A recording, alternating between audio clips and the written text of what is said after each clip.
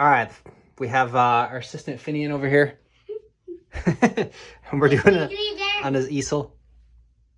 Okay, good. All right, so up here, this first thing right here is where we start usually, which is called the business cycle, which is, again, the big thing is these are all models, which means it does not necessarily mean this is what happens exactly in reality. It's just a model of under perfect conditions where you can manipulate one variable at a time and keep everything else constant, or ceteris paribus, as they say. And also everybody does what's rationally in their best interest all the time with all the information because they're smart and they have all the information. Anyway, so that's the business cycle. That's the model. And then this is the ASAD model, which we'll talk about in a second. But the first thing to always talk about is the economy in a capitalist free market society tends to have peaks and troughs. It goes through expansions until it hits a peak, and then it goes through a contraction until it hits a trough, and then it goes back into an expansion once again.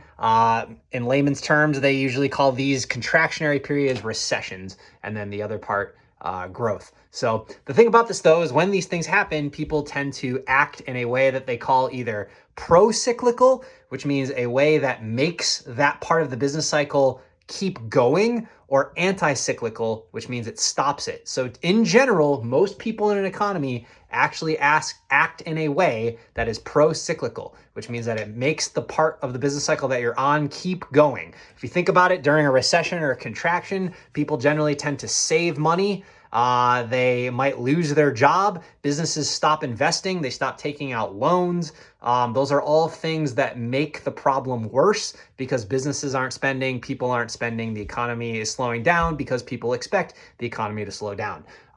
So that's why this is very important over here in a second, which we'll get to.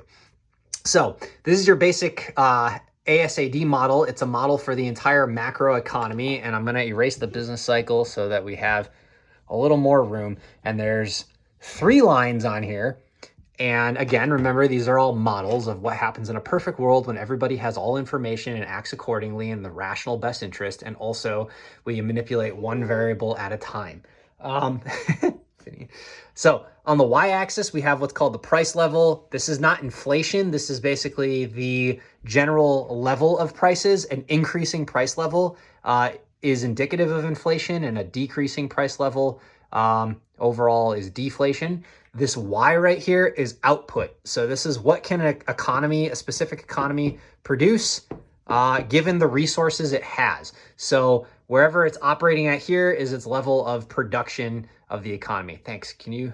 Yeah, we'll stay with it. So there's 2 supply lines and there's 1 demand line. So the first supply line that's really important is called the long run aggregate supply, or the LRAS, and it is supposed to be straight up and down, but I couldn't draw a straight line. So basically this is over the long run, over decades and decades, how much can an economy produce in terms of goods and services?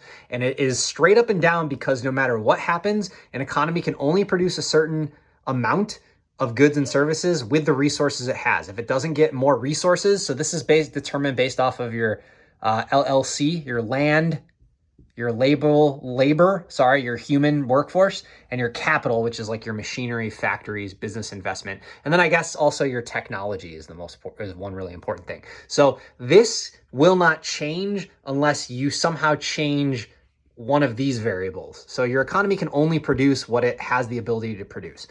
Typically when economies grow now, you see an increase in technology because generally, we're not trying to annex territory. Populations tend to be declining. Business investment's kind of up and down. So technology is what really drives it. The short run aggregate supply is what can a economy produce year to year, which is what businesses are willing and able to produce at a certain price level, given a certain amount of resources, generally within a year, but within some type of short amount of time period.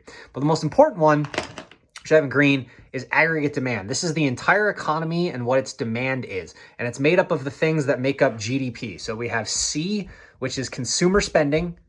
I is investment. Now investment doesn't mean in stocks and bonds and stuff like that. Investment means business investment. It's business expenditures on new capital, which means like factories, machinery, taking out loans, new car inventories, like anything that is related to running a business and making more stuff. New home purchases are also in that category.